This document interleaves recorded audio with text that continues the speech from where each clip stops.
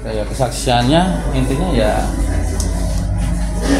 dari awal kan, dari sebelum pilkada mulai, intinya saya kan sudah komitmen. Jadi komitmen bahwa di Sendangmulyo tidak ada money politik, bersih dari money politik. Itu komitmen saya. Jadi dengan terjadinya ini ya, dengan adanya indikasi pembagian uang, itu sudah saya jadi tidak mengamankan seperti itu.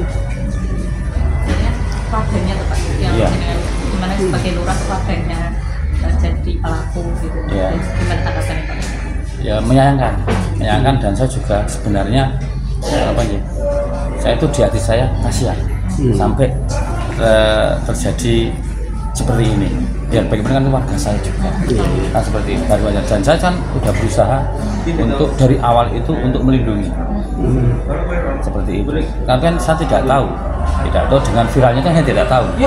Itu kan sebenarnya saya melindungi dari awal pertama, saya melindungi. Saya itu mengamankan itu supaya tidak uang itu diedarkan. Itu aja. Saya suruh nyimpan kok. Saya suruh nyimpan dan saya tidak merampas. Dan saya tidak meminta. Tapi dengan terjadinya ada Panwas tahu, terus Bawaslu tahu, ya mau nggak mau kan dari beliau kan minta barang bukti, nah itu saya minta. Berarti teman-teman yang di sana tadi itu yang membawa uang atau dibagikan atau menerima? Itu yang menerima. Oh, yang menerima. Itu kan yang terdakwa itu kan menerima. Oh ya, menerima. Iya. Apa kesaksian yang disampaikan Bang? Memang ini saya ditanya, saya mengaku terkait dalam pilkada, memang saya sebagai ketua tim koalisi Sleman Baru untuk 02. Nah, terkait kasus di Sendangmulyo, tanggapan koalisi gimana Pak? Tanggapan koalisi lanjut terus. Karena apa? Kami kepingin menegakkan Undang-Undang 10 2016 pasal 187A bahwa undang-undang dibuat itu supaya direalisasikan sampai ke bawah. Tidak ada artinya undang-undang dibuat dari pemerintah kalau tidak diimplementasikan. Nah, sehingga ke depan demokrasi akan tumbuh secara murni. Memilih kepala daerah atau dewan atau presiden itu dari nurani. Nah, kenapa Indonesia sulit diberantas korupsi? Karena diawali dengan jual beli suara di bawah, sehingga yang membeli suara untuk kepentingan sebagai pimpinan itu nanti setelah duduk akan kepengen mengembalikan dana yang dikeluarkan untuk membeli suara. Nah, yang diharapkan untuk mengembalikan dana yang dikeluarkan untuk membeli suara itu dari gaji tidak cukup, dari penghasilan tidak cukup, Akhirnya untuk mencukupi itu, bahkan keuntungan karena itu sudah berhitung dagang, mesti cari keuntungan. Nah, keuntungannya dari korupsi. Nah, itu tujuan kami utama. Oh gitu ya. Ada imbauan masyarakat Pak?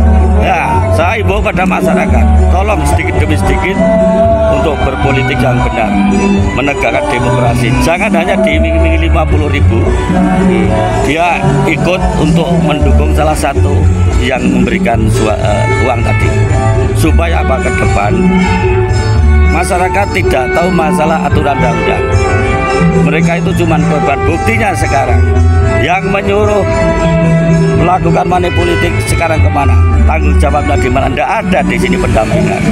Apa itu tanggung jawab? Tidak. Nah, ini masyarakat bisa membuktikan sendiri sekarang. Nah, kan gitu. Satu, tidak ada pendampingan sama sekali. Apa itu bentuk tanggung jawab?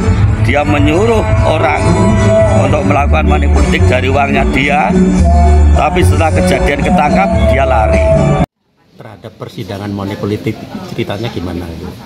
Jadi lihat ini sebenarnya suatu kemajuan yang luar biasa. Karena selama ini tidak ada money politik ini, dan saya pun diprotes ketika memproses itu. Saya kerjasama dengan Bawaslu untuk memberikan doktrin-doktrin tentang money politik itu banyak yang meragukan. Tapi dengan ini tadi perdana sidang money politik ini kemajuan luar biasa di Indonesia. Karena baru ini money politik itu bisa disidangkan, sama yang dulu ketika itu duku sambil gitu juga saya proses, tapi hanya percobaan hasilnya. Sarkilar dulu duku sambil gitu juga tak tangkap money politik. Jadi pengalaman jalan baru pertama kali ini. Ini yang ketiga kalinya untuk pidana pemilu itu, ini yang ketiga kalinya. Dan satu-satunya di Indonesia baru Sleman ini yang sampai persidangan, yang lainnya tidak pernah ada.